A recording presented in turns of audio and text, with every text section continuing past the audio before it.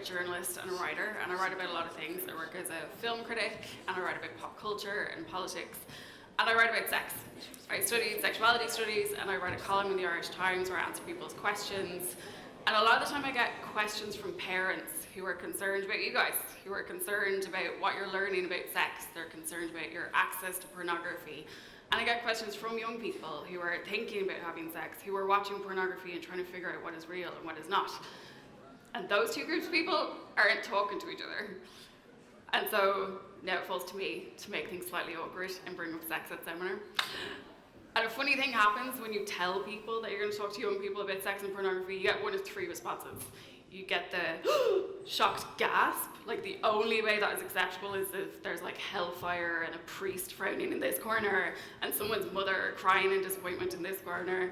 There's the, ooh, how are you going to connect with the youths question, as if you're only going to listen to me if I roll up here with like a backwards baseball cap and sit backwards on a chair and are like, how do you do, fellow kids?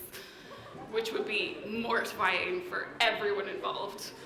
And then you get the most common response, which is just don't do it.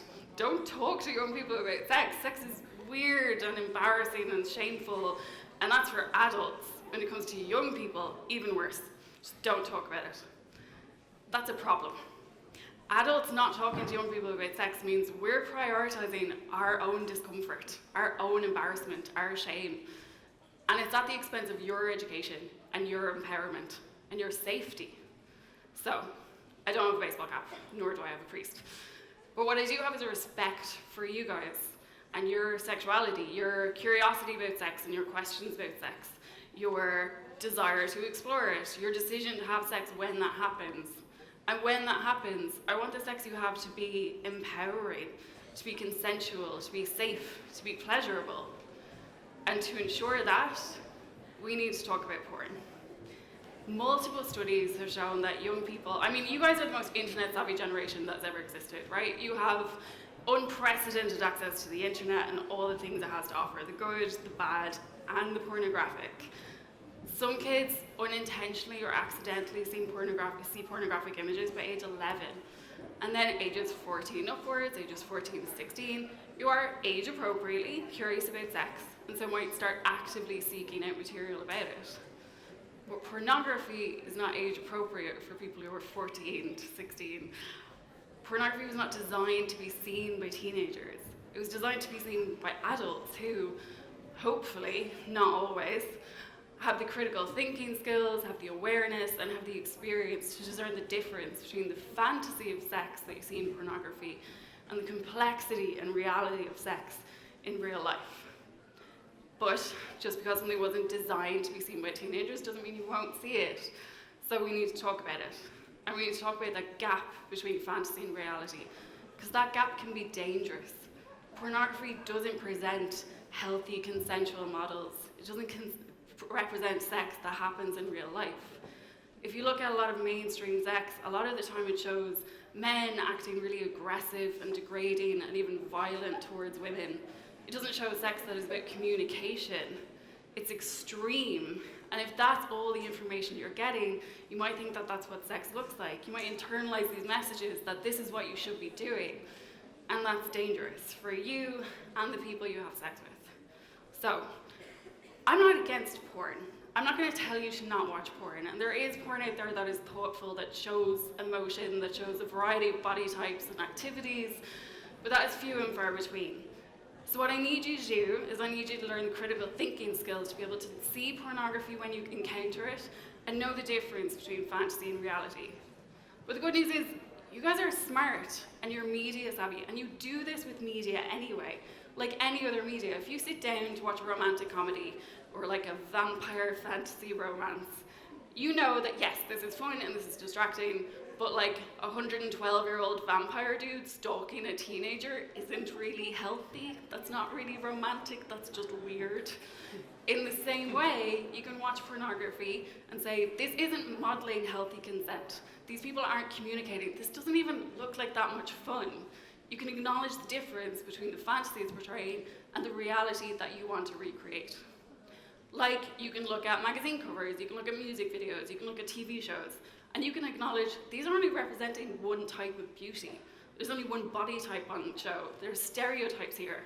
Women are told to be skinny and to be silent. Men are told to be muscular and to be macho. In the same way, pornography has stereotypes about gender, about race, about sexuality, and about pleasure and respect and who deserves those things. It's not real, because everybody deserves those things, and pornography does not reflect that. And in the same way that you can go to an action movie, you can go to a superhero movie, you can play a video game, and you can understand this is like wish fulfillment. It's fun, but it doesn't align with reality. So too does pornography rarely align with reality. And that gap between fantasy and reality can be dangerous, because if you try and reenact these things, you might be trying to reenact dangerous messages. Also, these fantasies you're seeing in pornography, just remember, they're being performed by actors. Professional porn performers are paid people. They are real people who are paid to perform in a certain way. And we often forget this with pornography. We forget that there is usually a script involved. I'm not saying they're well written. There's usually a script involved. There are actors who agree off camera what to do and what not to do, what they're comfortable with. They are paid to act like they're enjoying themselves.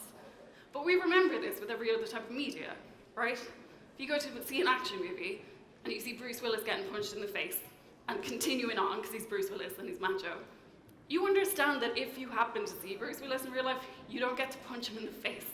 You don't get to punch anyone in the face. If you punch someone in the face, they don't keep going. We understand the difference between acting and reality in all other types of media, but when it comes to pornography, we can forget that, and we really can't afford to. We need to remember that if you see a porn performer, a female porn performer, acting like she's really into something that she's doing on screen, this doesn't mean that the actress is really into it in real life. It definitely doesn't mean that all women are into that in real life. It doesn't mean that everyone enjoys it. And it doesn't mean that you should feel pressure to immediately go and recreate that, or feel pressure to pretend to enjoy it if you don't. You need to use the critical thinking skills that you have for any other types of media and bring them to pornography. Because one of the huge differences between pornography and reality, and something you will not learn from pornography, is consent. And consent is so important. Consent is the difference between having sex that is healthy and fun and empowering and pleasurable, and violence. It's the difference between rape and sexual assault. So let's park porn for a minute and talk quickly about consent. The consent model that I believe in is the yes means yes framework of consent.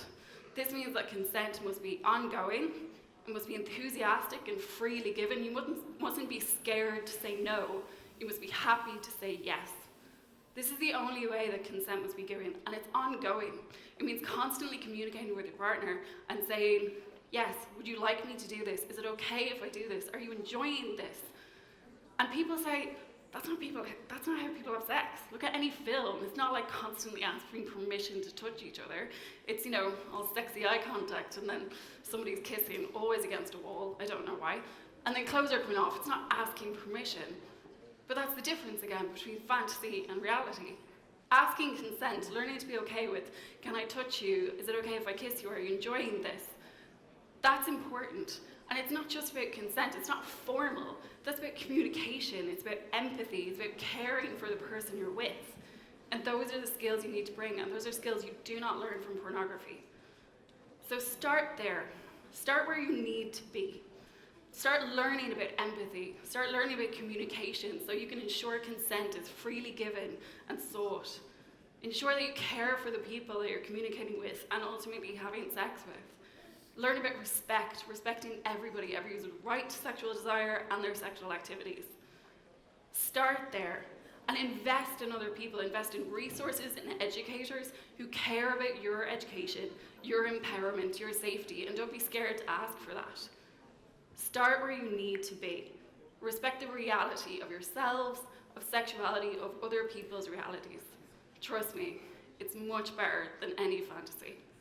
Good luck.